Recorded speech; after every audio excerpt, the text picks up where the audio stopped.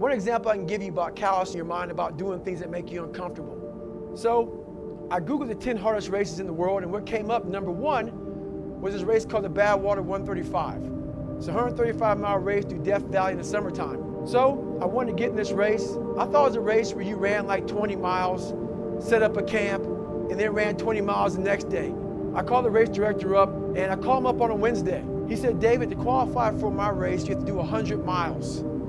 And I said, 100 miles in a calendar year? I didn't know what was going on. He said, no, 100 miles in 24 hours or less. And I thought that was humanly impossible. He said, so you got to do that in 24 hours or less for me to consider you in my race. He goes, there's a race on Saturday. And I called him up on Wednesday. It was that 4 days for me to get ready for this race.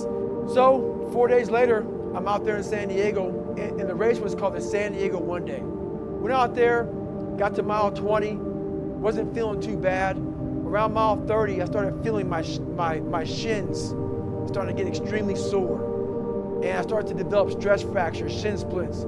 I started feeling the metatarsals in my feet starting to break at around mile 50.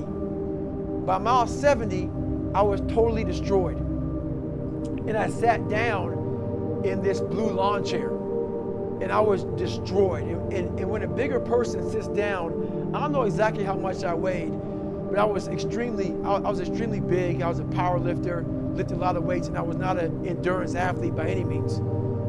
So I sat down in this blue lawn chair, looked at my crew person, and I literally couldn't stand up. I was destroyed. I was discolored, I was pale, I was dizzy, lightheaded.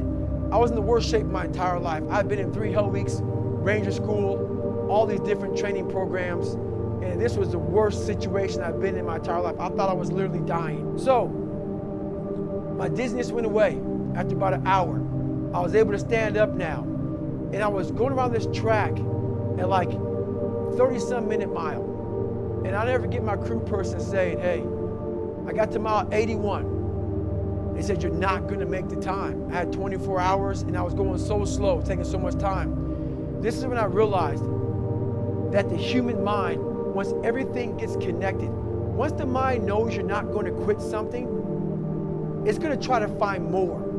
It's gonna try to give you more. Once it realizes you're not gonna take the path of least resistance, you're gonna stay here until it's done. My mind and my body and my spirit became one for the first time ever.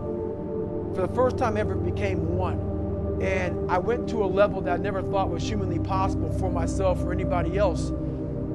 In that shape that I was in, I was able to run 19 miles. And I ran 19 miles, did 100 miles, I actually did one more mile. I did 101 miles in 18 hours and 56 minutes.